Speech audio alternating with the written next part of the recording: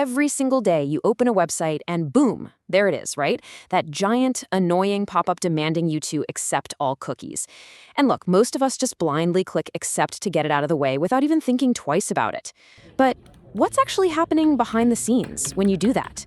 Welcome to This Explainer. Today, we're completely demystifying web cookies. So by the end of this, you're going to finally understand what's going on behind the curtain and, more importantly, how to take back control of your digital footprint. Let's dive in. So I guess the most fundamental question we have to ask ourselves first is, what actually are web cookies? I mean, when we smash that accept button, what exactly are we agreeing to let onto our devices? I know, the word cookie in a tech context sounds highly technical and honestly, maybe even a little ominous. But the reality? Well, it's pretty fascinating and honestly way simpler than you might think. Here's what we're going over today. We'll start with the daily cookie choice, dig into how web cookies actually work, break down the 3 main types of cookies, separate security myths from the facts, and finally, wrap up with some privacy best practices. All right, Section 1, the daily cookie choice and its constant presence in our lives.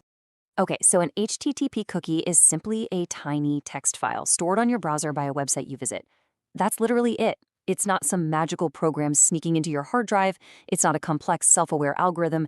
It is just a tiny, plain piece of text data.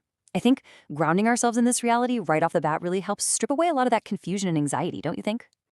Moving on to Section 2, let's talk about how web cookies work, and specifically the stateless web. To really grasp why cookies are even necessary in the first place, we have to talk about something called the stateless web. You see, by default, the internet basically has total amnesia. Every single time you click a new link or just refresh a page, the website completely forgets who you are. Can you imagine how frustrating that would be? You log into your email, click a link to read a message, and boom, you're immediately logged out again. That stateless web, that's the exact problem cookies were invented to solve. So how do they fix this? Well, when you log in, the website server sends back a tiny piece of data via a set cookie header. Your browser catches this, saves it, and then automatically attaches it to all future requests you make to that specific site. Actually, think of it like a VIP badge or a digital ID card. You show it at the door once to get in, and then you just keep it pinned to your shirt as you walk around. That way, security doesn't ask you for your password every time you walk into a different room. This simple mechanism is what makes the modern web actually functional. All right, Section 3. The 3 types of cookies, because as we'll see, they are definitely not all created equal. So the cookie landscape generally breaks down into 3 main categories: session cookies, persistent cookies, and third-party cookies. Seeing them laid out like this really helps us understand that some are absolutely essential for a website to even work, while others, well, they're strictly just there for tracking. So let's break these down one by one. First up, we've got session cookies. These are the temporary ones. They're the little guys that remember your shopping cart while you're actively browsing around, and they disappear the absolute moment you close your browser tab. Gone. Poof. They are incredibly helpful for single-visit tasks. Like if you've ever put a pair of shoes in an online cart, clicked away to look at some socks, and your shoes were still in the cart when you went to check out, you have session cookies to thank for that. Next, we have persistent cookies. Unlike those temporary session cookies, these stay on your device for a set period of time. They're designed specifically to remember your personal preferences. Have you ever set a website to dark mode or picked a specific language, and the site just magically remembers it when you visit again 3 weeks later? Yep, that's a persistent cookie. It's just there customizing and streamlining your experience across multiple visits, so you don't have to start from scratch every time. And then we arrive at third-party cookies. Now, these are the ones placed by external domains. Think advertising networks, not the actual site you're currently visiting. Their whole job is to track your habits across dozens of different websites. So going back to that shoe example for a second, if you look at a pair of sneakers on one online store, and then suddenly you see ads for those exact same sneakers later while you're scrolling through social media, yeah, that is a third-party tracking cookie hard at work, building a profile of your browsing habits. Which brings us to Section 4, security myths versus facts. Let's clear up some misconceptions. Let's tackle the biggest myth first, this idea that cookies are viruses or malware. The actual fact is, they're just plain text files. They literally cannot execute code. They absolutely cannot infect your computer, period. Okay, next myth. Cookies are reading your private hard drive. Again, false. They only store data that is sent back and forth by the server or your browser. And finally, there's this myth that blocking all cookies is the safest route.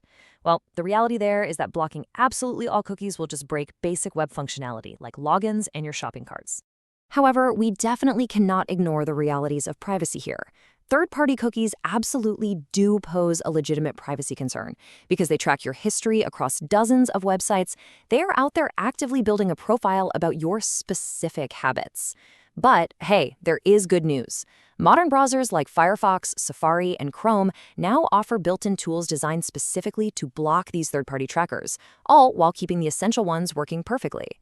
And that leads us nicely into Section 5, Best Practices for Privacy, so you can take control. So, what's the final verdict here?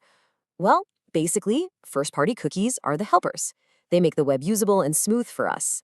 Third-party cookies, on the other hand, they are mostly just used for targeted advertising. And understanding this specific distinction is honestly the key to managing your online privacy without completely breaking your everyday browsing experience. So let's put this into action. Here are the practical steps you can take right now to get the absolute best balance of privacy and convenience.